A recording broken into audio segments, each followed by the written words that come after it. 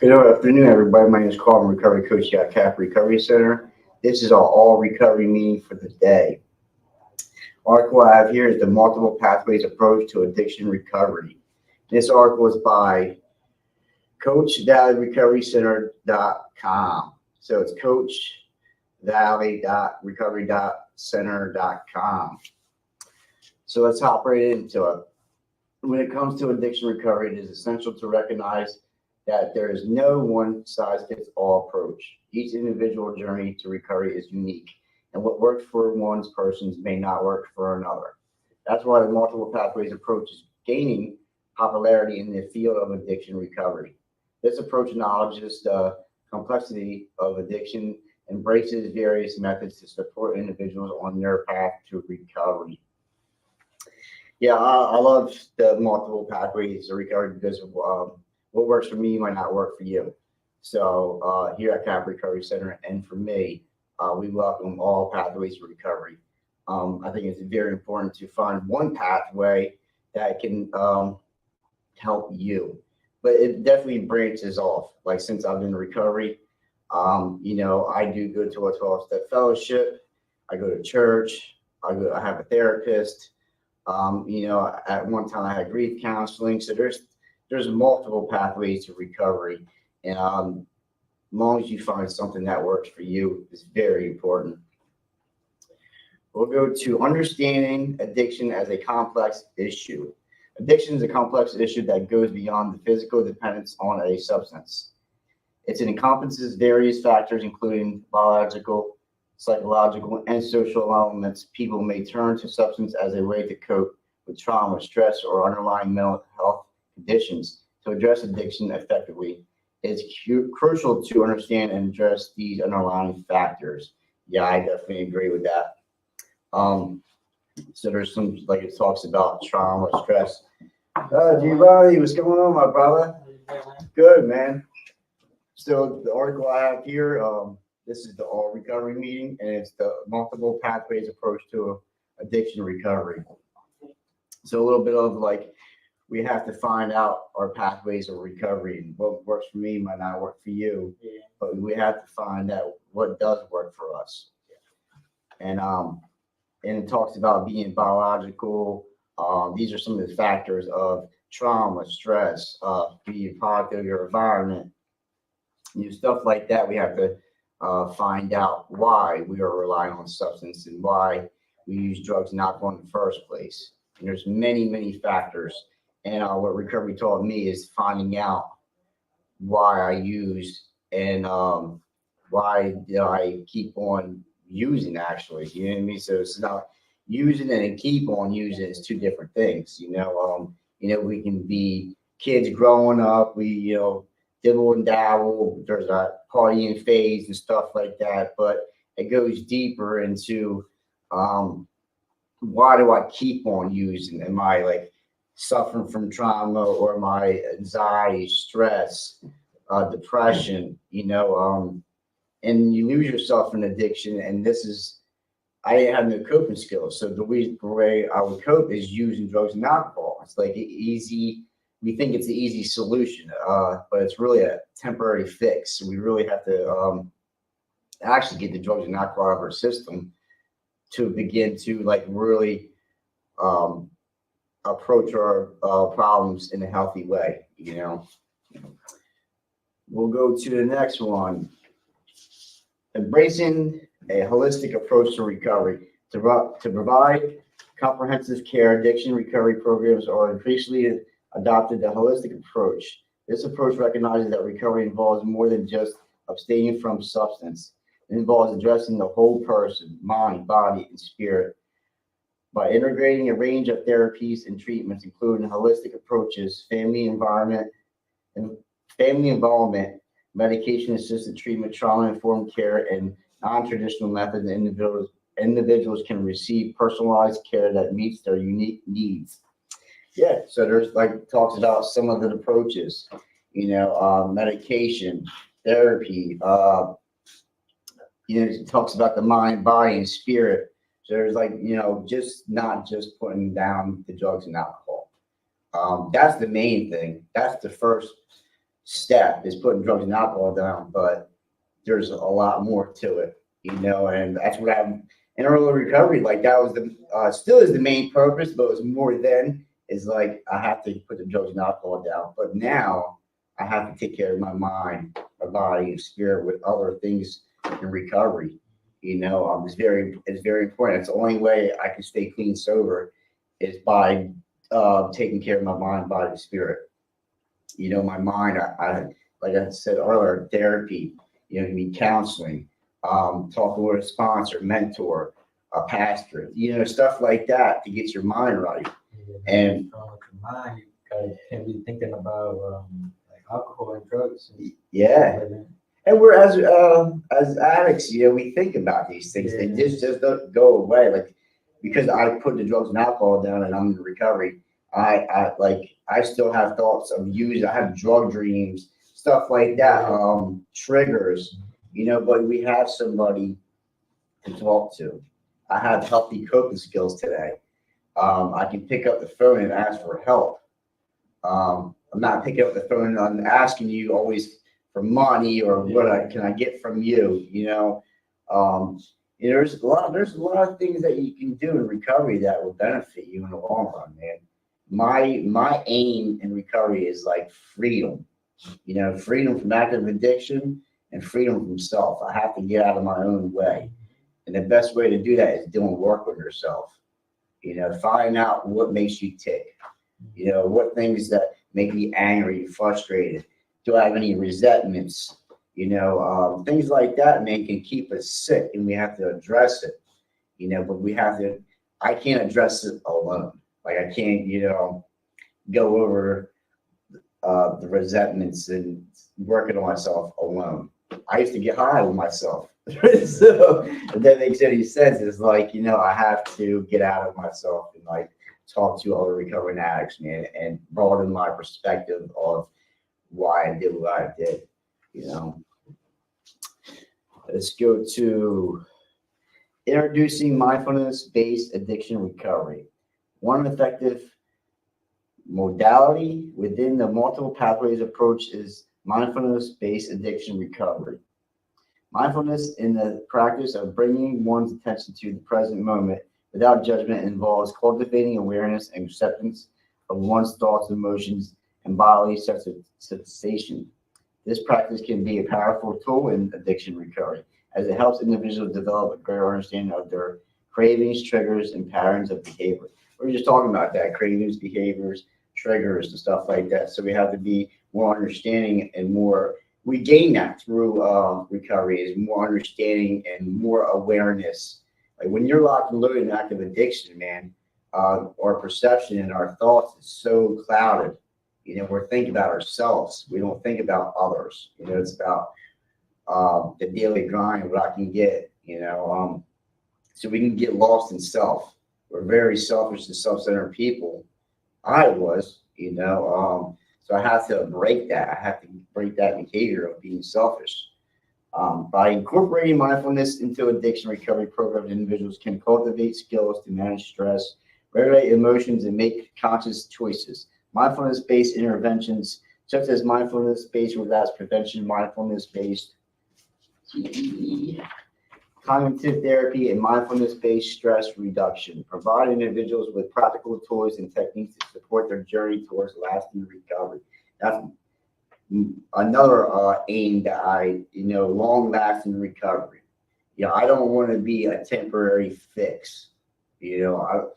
What that means to me is like come into recovery and do some things and then go back out. I'm looking at lifelong process of recovery.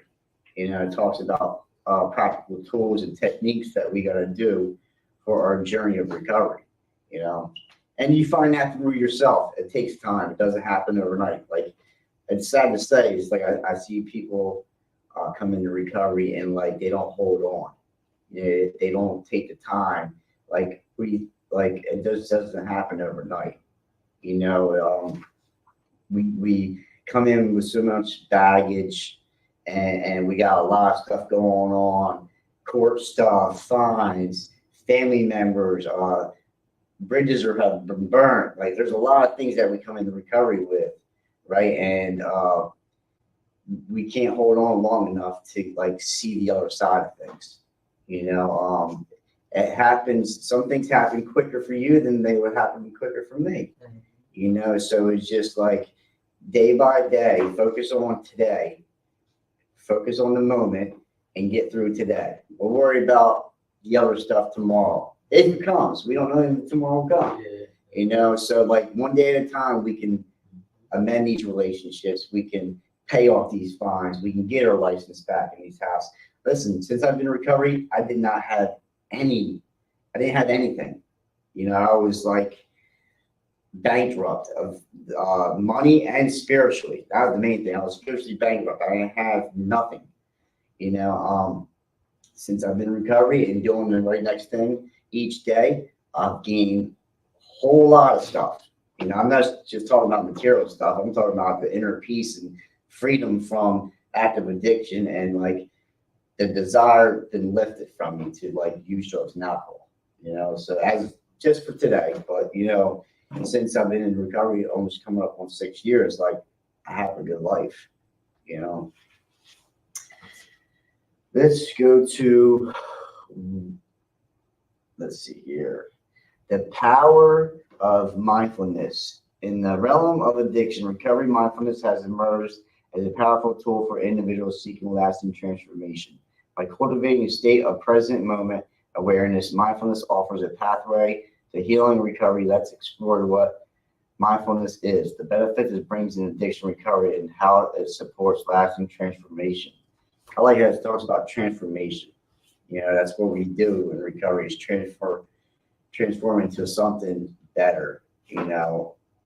And one thing I didn't know I didn't know I had good qualities about myself. I really didn't. Like everything I'd done was negative. It was, you know, selfish, and I was causing pain and harm to others, and me doing that weighed on me. And sure, if you do bad things, right, you're not going to feel too good about it. You're not going to feel too good about yourself.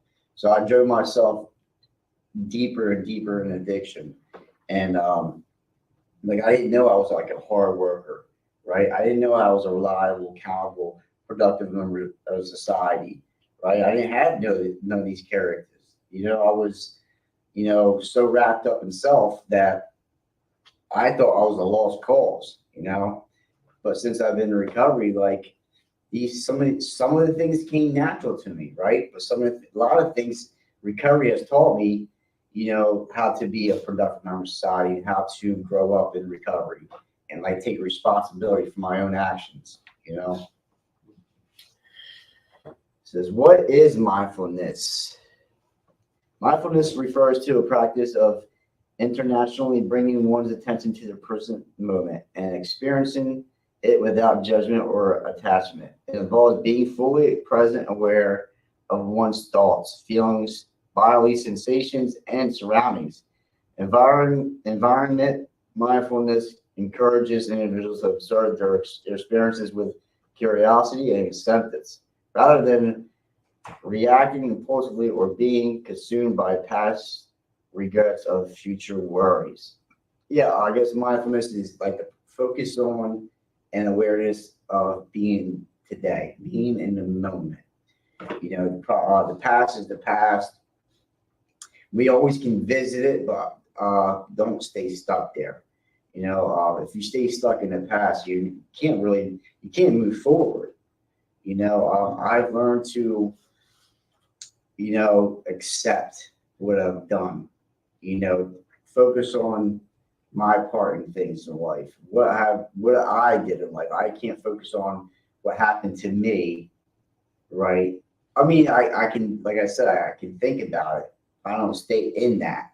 You know, I don't let that be a barrier to my recovery to move forward in life. You know, that's what process of recovery is, to rebuild your life and like let go of things that happened in the past. You know, you have to heal and deal with what happened, right, and what you did. Surrender and accept. You know, and hopefully get with a higher power and get right and move forward. And you know, it's always good to, like, you know, they say don't focus on the future. I look at it as like goals, right? We can set goals for ourselves. We can want good things in life, but I can't project like and stay in the future and say I'm going to do this, do that, and then let it consume me. And then what am I doing in the moment? No, I'm not focused on my relationships. I'm not focused on myself. If I'm always stuck in the past and the future, I'm screwing over what I'm doing today. So it's very important to practice, mindfulness, and not just for yourself but for others. So we'll go to benefits of mindfulness in addiction recovery. In addiction recovery, the practice of mindfulness offers numerous benefits. It serves as a powerful tool for individuals to develop greater self-awareness, emotional regulation, and coping skills. Here are some key benefits of mindfulness in addiction recovery. To reduce cravings and relapse risk. Mindfulness practice allows individuals to become more aware of their cravings and addictive patterns. By observing these cravings without judgment, individuals can choose to respond to them in healthier ways, reducing the risk of relapse. Yeah, one of the things that we can do is call somebody, call another recovering addict, that people that understand this. We're not subjective of having cravings since we get in recovery. It's like, addiction is a part of us, right? We do have cravings, and we have drug dreams, and certain places, people, and things can set off triggers and thoughts, right? So we know that comes, right? So what do we do about it? Well, I used to do about it is use, but we can't do that today, right? So we call somebody, we can pray, we can meditate, we can take time out for ourselves and really gather our thoughts and take a breath and figure out well, I know emotions and feelings come and go. They don't last forever. That's another thing that I learned in recovery. Things come and go. They don't stay, right? So it's like addressing it. All right, well, I'm craving, right? So it's like, all right, so I'm gonna call somebody. Simple as that. Somebody will help you, support you, and talk you down. I had that many times in my recovery. Not even just the cravings. Things happen in life. Things happen in life for everybody. It's like I don't feel good. I'm angry, or I'm frustrated, or I'm feeling this way. And calling somebody that understands you. That's the key for me. Is when I got in recovery, is the people are just like me and understand me. You know what I mean? So it's like I feel comfortable. I feel a part of. I don't feel alone. I don't feel isolated. It's very important to reach out when things arise like that. Let's go to, improved emotional regulation. Mindfulness helps individuals develop the ability to observe and acknowledge their emotions without being overwhelmed by them. By cultivating this awareness, individuals can respond to challenges, emotions in a more constructive and adaptive manner, reducing the reliance on substance as coping mechanisms. Yeah, so that's one of the coping mechanisms. All right, using drugs and alcohol is one of the things that we used to do for everything. It didn't matter what it was. It didn't matter what emotion or feeling. We just wanted to get high and use. There's different routes to healthy coping skills, and we learn that all through recovery. But we need help. I can't do this alone. That's what I try to do for the longest, is do things on my own. And doing things on my own got me more pain and suffering, more years of active addiction. So I had to do something different this time. Enhanced stress management. Mindfulness practice equips individuals with tools to manage stress more effectively. By staying present and non-judgmentally observe their thoughts and reactions to stressors, individuals can develop healthier ways to respond and reduce the likelihood of turning to substance for relief. Yeah, turn to substance for relief. You'll hear that over and over again, because that's one of the things that we used to do. Everything was based around drugs and alcohol. If I'm sick today, I want to use. This happens, use. This happens, use. So it's like, and you know what? Sometimes there wasn't a reason to use. It's because I wanted to use. So stress, anxiety, depression, that stuff. There's other ways that we can cope with this instead of using drugs and alcohol. Touched on therapy, counseling. Sometimes medications are needed. I always felt like I had to have some type of substance or some type of narcotic. That was my solution for everything. And it's really not. I just made that illusion up in my head. You know, it says increased self comparison. Mindfulness encourages individuals to cultivate self comparison and non judgmental self acceptance. This fosters a sense of kindness and understanding towards oneself, promoting a healthier self image and reducing feelings of shame or guilt associated with addiction. Yeah, so we have to build ourselves up because I broke myself down for so long. I was the one doing put myself deeper and deeper in addiction. Ultimately it was my fault. Yeah, things happen to me, right? Things do happen in life to everybody. It doesn't mean I had to do what I had to do, you know. So building yourself up is a good way to have long lasting recovery. It's like I know I'm not that person anymore. I'm a lot better than I've ever been in my life. But first and foremost, I had to put drugs and alcohol down. That's the first step. And I don't it says increase self comparison. Like I take it as like I don't compare myself to others today. And I could have did an active addiction. Well, they got this and this, that, and they're living life, and that just drove me deeper in addiction. A lot of things just drove me deeper in addiction. But like I'm a good person today. I have self worth. I have a lot of things. I'm like a hardworking. I'm reliable, I'm accountable, I'm trustworthy. So this stuff that makes me a good person, and that builds my self esteem, and that makes me feel like I'm a productive member of society, taking responsibility for my own actions today. Improved focus and consideration regularly.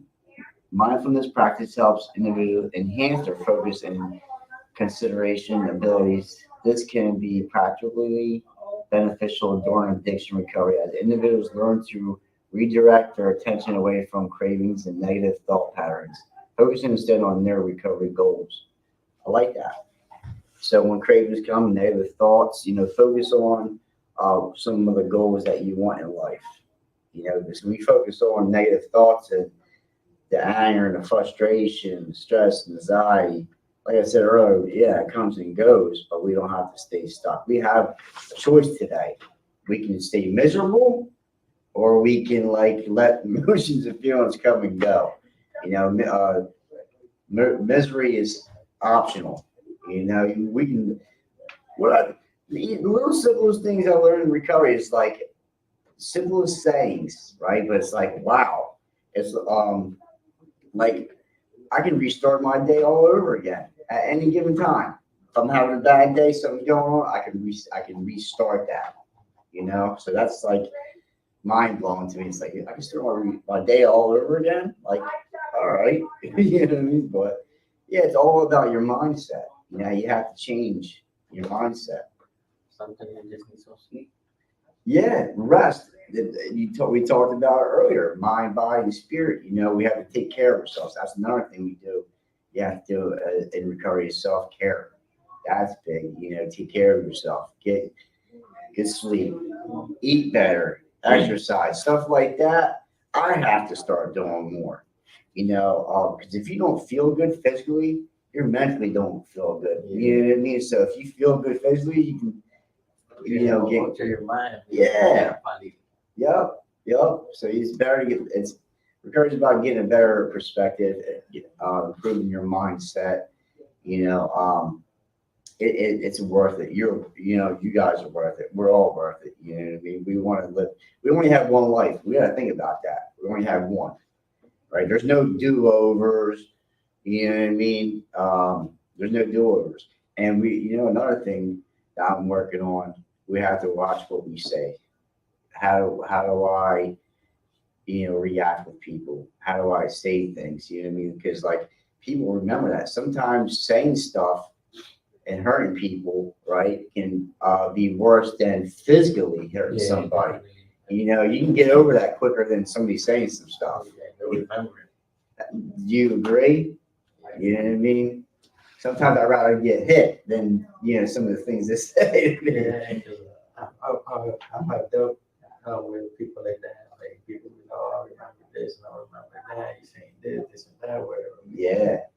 Yep. They'll hold on to that longer than anything else, man. Yeah, So we have to watch how we conduct ourselves today. Like it takes time. It takes work to change ourselves. Think about it. We're years and years of using drugs and alcohol and causing chaos and all that stuff. It takes time and practice and hard work to like rebuild ourselves. But it does happen. It takes time. It takes time. So I don't think we're stopped there. And yeah, this is a good article. I'm gonna have to hold on to this, man. The multiple pathways approach to addiction recovery, and all pathways are welcomed. I always say, what works for you, and you have a great life, and you're spiritually refreshed, and you're living good. Hey, I'm for it.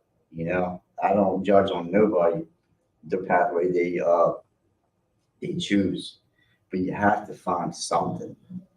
Um, so that was our all recovery meeting for the day. As multiple pathways approach to addiction recovery. My name is Carl. I'm a recovery coach here at Capital Recovery Center. You guys are more than welcome to always come in.